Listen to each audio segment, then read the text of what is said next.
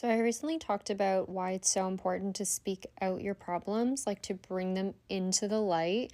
And I'm going to show you in this diagram what I really mean by this, because this is like life changing. And I promise it will help you if you actually start to do this, especially if you're someone who's been very overly positive, trying to manifest things, and you feel very emotional or unstable. Like, just trust me, this will help. So essentially, what happens when you let things sort of like grow in your mind without like speaking them out? That's really what's happening, is what I just said. It starts to grow. And when you're not releasing things, like when you feel ashamed of something and you start to hide it, what happens is instead of naturally it flowing through you like it's supposed to, you start to like kind of mesh yourself with that thing. Like you start to believe that it's you, and the more that it stays inside of you, the more you start to feel it, and it kind of like becomes you. And eventually, it's kind of like it becomes this cloud in your mind. Like it's kind of blocking all the good things in your life. Like you just have this cloud that just keeps growing in your mind, and you can't see anything else because this is the only thing you can see. You can feel it. It's frustrating. And like you're trying to affirm positive things over top of this cloud, but you can't see anything else because this cloud is blocking everything, it's blocking your whole view. And you can also kind of think of it like a ball of yarn. It's like all this thread that's just gotten tangled in your mind because it hasn't been able to come out this way. So it's just gotten tangled, spiraling. And this is why people talk about like, I'm spiraling or something, right? Like you're basically getting stuck in a thought loop and you can't get out of it. And that's why people also say you get stuck in a cycle or something. So the number one problem with this is that you aren't naming the thing. So when you don't name something, essentially it can sort of fall back down into a wave again rather than particle.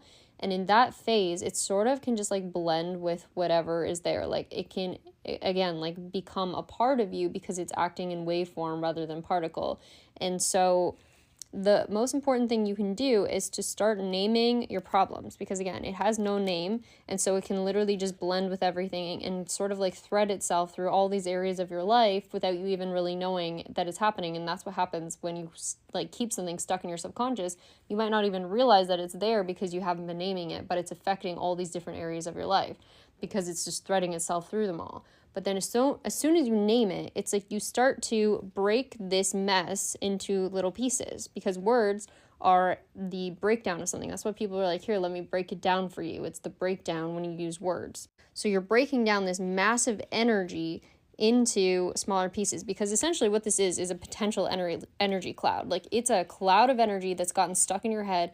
And we will also find when you're in the situations that you feel drained all the time. And the reason why is because this thing is sucking up all the energy in your brain. It's like a parasite almost. Like it's like taking up all the energy and space in your brain, so you have no room for anything else. And also, you'll notice you're very emotional as well, because this thing holds a ton of charge. And this is why I say when you start to speak it out loud, the reason speaking out loud, like especially if you're on a good day when you're feeling relatively calm and you start to talk about it with yourself, just naturally letting yourself speak about it without judgment and with awareness, okay, just being present with yourself. If you start to speak it out, like you will start to neutralize this charge, because again, you're breaking it down instead of it being this huge cloud, because it's going to feel heavy when it's in your mind. This problem, whatever it is you've been putting off in your life, whatever it is that's really bothering you, whatever it is you've stuffed down, is going to feel so big. It's going to feel like this massive thing, like there's no way I could acknowledge this, there's no way I could get this out, there's no way I could speak about it. But I promise you, that is the fear talking, that is the cloud talking. It's not real. It's all an illusion. The moment you start speaking it out, you'll start to break this big thing down, and you'll see that underneath it all was just one little thought. It was just one little thing. And it's not as big as it seems. I promise you, even if it feels huge right now, it's not as big as it seems. So you start to break it down word by word by word, naming different parts of it, break it down into smaller pieces, talk about why you feel certain ways about it, talk about every single part of it that you can, every single thing about it that's bothering you. Just start to say anything you need to say, release all of it, let it all out. Don't make yourself have to say it a specific way. Don't make yourself have to write it down if you don't want to. Just speak it out, get it out, messy as it needs to be. That is the number one thing. I feel like everyone needs that, like allowance or something. I don't know what word I'm looking for here. Like they want to be allowed to be messy. Like that's what I'm telling you right now. Be messy. Like get it out, yell it out, cry it out, whatever you need to do, but get it out of you. My cat is here. Just reinforcement on that topic.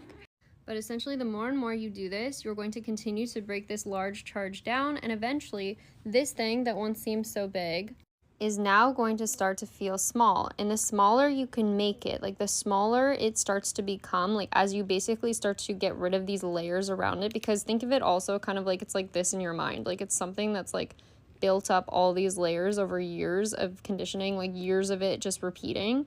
When you finally see it for what it really is, eventually you yourself, other parts of you are now going to become bigger than this cloud. So think of it like you have multiple clouds in your brain. You have multiple of these sort of like thought forms in your brain, but you also have good ones that are supportive to you and that are helpful, that are also ones that you've meshed with over the years.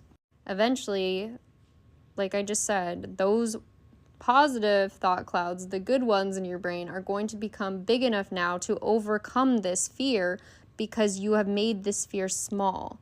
You want to make, my cat is biting my hand right now. You want to make the fear smaller than you are. Like you want to be bigger than your fears. You've probably heard that saying before. So that you can then transcend your fear and conquer it. And the way that you do that, once again, is through breaking your fear down and seeing that it was never as big as it seemed to be in the first place. You neutralize the charge and make it normal. This is why you talk about your fears. This is why you look at things you're afraid of, because then you bring it to the light and you make it normal, and it can't survive in the light anymore. It can't be this big giant thing anymore because you're breaking it down.